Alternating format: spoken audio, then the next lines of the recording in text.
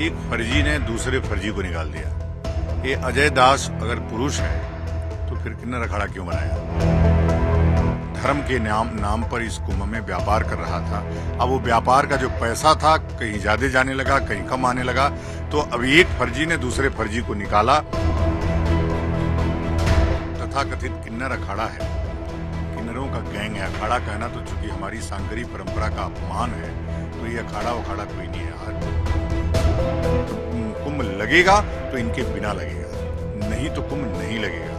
उसके लिए इन 3 वर्षों में हम इतना काम करेंगे कि या तो ये सारे किन्नर जेल चले जाएंगे, या तो जो इनका मेन प्रोफेशन है उसकी तरफ लौट जाएंगे। प्रयागराज महाकुंभ में हमारी मौजूदगी और एक बार फिर से हमारे साथ है शांभवी पीठाधीश्वर आनंद स्वरूप महाराज जी। आपका बहुत बहुत स्वागत है महाराज जी टाइम्स नाउ नवभारत पर फिर से। जी धन्यवाद। सवाल ये है कि कुछ दिनों पहले आपसे बातचीत चल रही थी किन्नर अखाड़े को लेकर। किन्नर अखाड़े में एक बार फिर से जोरदार विवाद है। अजय दास हैं जो कि संस्थापक कहते हैं और उन्होंने स्थापना की किन्नर अखाड़े की। उन्होंने ममता कुलकर्णी को निकाल दिया, उन्होंने त्रिपाठी जी को भी निकाल दिया। कहे सब कुछ गलत हो रहा है, वो ये भी कह रहे हैं किन्नर अखाड़े का पुनर्गठन करेंगे। देखो, एक फर्जी ने दूसरे फर्जी को निकाल दिया। ये अजय दास अगर पुरुष है तो फिर किन्नर अखाड़ा क्यों बनाया? तो यह जो व्यापार का केंद्र खोला और हरिगिरी जी ने खुलवाया उसको, वो व्यापार का केंद्र अब बंद होने की तरफ। जब दिया बुझनी होती है ना तो भभकता है। तो ये जो तथाकथित किन्नर अखाड़ा है, किन्नरों का गैंग है। अखाड़ा कहना तो चूंकि हमारी सांकरी परंपरा का अपमान है, तो ये अखाड़ा उखाड़ा कोई नहीं है। तो इसलिए इसको अखाड़ा कहना नहीं, किन्नर गैंग।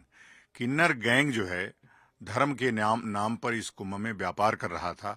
अब वो व्यापार का जो पैसा था कहीं ज्यादा जाने लगा, कहीं कम आने लगा। तो अब एक फर्जी ने दूसरे फर्जी को निकाला। अब वो देखिए दूसरा फर्जी उसके ऊपर क्या करता है। तो ये वहां जो व्यभिचार, भ्रष्टाचार, अनाचार, सुल्फा, गांजा, ये सब जो अंदर चल रहा है, उस व्यापार पर शायद अब प्रतिबंध लगेगा। अगली बार हमने कहा ही था आपको कि अगली महाकुंभ में किन्नर अखाड़ा नहीं पहुंचेगा, ये मेरा वादा है। अगर कुंभ लगेगा तो इनके बिना लगेगा, नहीं तो कुंभ नहीं लगेगा। उसके लिए इन 3 वर्षों में हम इतना काम करेंगे कि या तो ये सारे किन्नर जेल चले जाएंगे, या तो जो इनका मेन प्रोफेशन है उसकी तरफ लौट जाएंगे। आपका अचानक से विरोध ममता कुलकर्णी की महामंडलेश्वर बनने पर हुआ। उन्होंने कहा है कि उनको भी निकाल दिया है, तो अब तो ये विरोध आपका हट जाना चाहिए। देखिए, ममता कुलकर्णी का जो और जिसको बनाया है वो कौन से बहुत सती सावित्री लोग हैं जिनको अजय दास ने बनाया है। अजय दास भी एक महाफर्जी आदमी है और हमको आश्चर्य है कि प्रशासन ऐसे फर्जियों पे एक्शन क्यों नहीं लेता, इनको जेल क्यों नहीं भेजता। तो ये जो ममता कुलकर्णी है, ममता कुलकर्णी तो मैं पहले भी कहा कि इनोसेंट है। इससे भयंकर पैसा वसूल करके इन सबों ने उसको भगवा देने का काम किया और उसको सब सोचिए, एक दिन में डुबकी लगाई, बाहर निकली तो मंडलेश्वर। तो वहां रोज ऐसे ही होता है। अच्छा, मंडलेश्वर बनने के बाद आदमी का केस समाप्त होता है, उसको मुंडन होता है, उसकी भस्मी लगाई जाती है, उसकी पूरी प्रक्रिया होती है। वो 3 दिवसीय संन्यास की प्रक्रिया कब अपनाई गई ममता कुलकर्णी को? तो ममता को मैंने आग्रह भी किया था, शायद ममता अब सुने, अब देखे इन सबों का नाटक कि अभी हम बने नहीं तब तक इन सबों ने उसके पैसे के बंटवारे को लेकर के इन दोनों में झगड़ा हो गया और एक फर्जी ने दूसरे फर्जी को निकाल दिया। नहीं तो फिर तो आप इससे खुश हैं, ममता कुलकर्णी को निकाल दिया गया है तो? नहीं, मैं खुश तो तब होऊंगा जब ममता ये घोषणा करेगी कि मैं इन फर्जी लोगों के साथ नहीं रहना चाहती हूं, और फिर मुझसे पूछेगी कि हमको एक योग्य गुरु बताइए।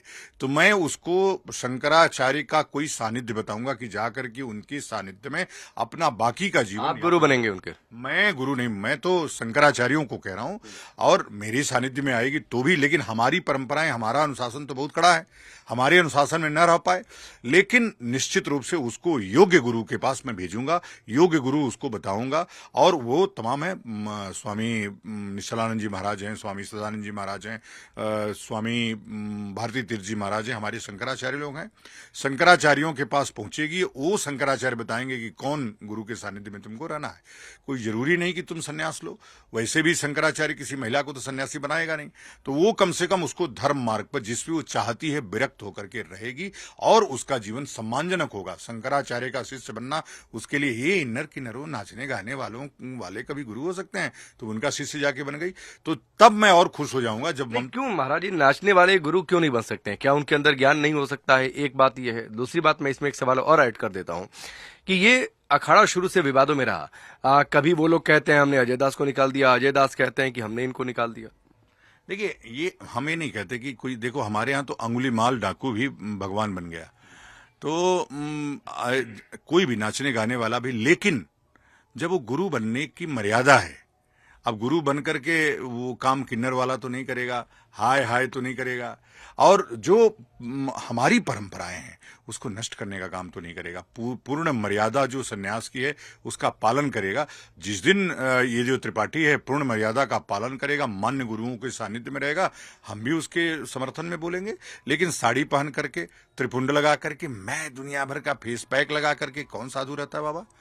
तो आपने हमारी परंपरा को, हमारी मर्यादा को तोड़ने का काम किया, उसको कलंकित करने का काम किया, इसलिए हम बोलते हैं। ये पूरा विवाद किस दिशा में जाता दिख रहा है? अजय दास बनाम ममता कुलकर्णी एंड त्रिपाठी जी, ये दोनों के दोनों जेल जाने वाले हैं, पक्का मैं बता रहा हूं आपको। जेल इनको भेजना ही पड़ेगा। मैं जैसे ही कुंभ से खाली होऊंगा, इन सबों के खिलाफ पिटीशन दाखिल करूंगा, अपने धर्म की, अपने मठामनाय अनुशासन को उसमें बीच में लाऊंगा। चूंकि ये अखाड़ा बनाए हैं सब, उसमें मठामनाय में बन सकते हैं कि नहीं बन सकते हैं, लड़ाई ऐसा नहीं, हम संविधान से हैं, हमारे पास ग्रंथ है पूरा, और उसी ग्रंथ पे शंकराचार्यों का मुकदमा अभी तक चल रहा है, अखाड़ों का भी मुकदमा चलेगा। चूंकि मेरा जो जन्म हुआ है इन मर्यादाओं को पूरी मजबूती के साथ स्थापित करने के लिए हुआ है, अखाड़ों के पुनर्निर्माण के लिए हुआ है, शांकरी परंपरा को और मजबूत करने के लिए हुआ है। तो मैं उसको मजबूत करने में, उसको कलंकित कोई करने का काम करेगा तो उसको दंडित करवाऊंगा, वो शासन से हो सही या धर्म निर्णय से हो। एक सवाल और है, महाकुंभ में जो हादसा हुआ, लोगों की जान गई, इस पर पॉलिटिक्स भी बहुत हो रही है।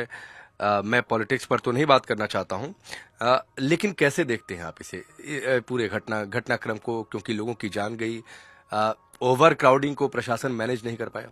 हाँ, ये तो हुआ ही, ओवर क्राउडिंग को प्रशासन मैनेज नहीं कर पाया, और उसको अंदेशा जो था वो हुआ नहीं, पूरा एक ही रास्ते को खोला गया। इसमें प्रशासन की पूरी तरह से अक्षमता, और वह जो क्राउड मैनेजमेंट है वो, उसमें इन लोगों को महारत नहीं हासिल थी।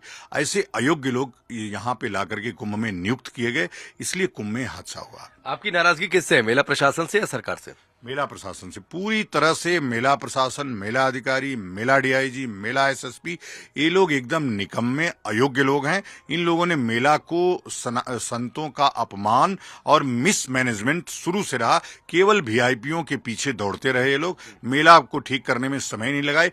योगी जी को भी गलत फीडबैक दिया जाता रहा, योगी जी को चमक धमक दिखाई जाती रही, मुख्यमंत्री वो चीजें असली समझ नहीं पाए, इसलिए कि अयोग्य लोगों को जब तुम नियुक्त करोगे तो परिणाम ऐसा ही देंगे।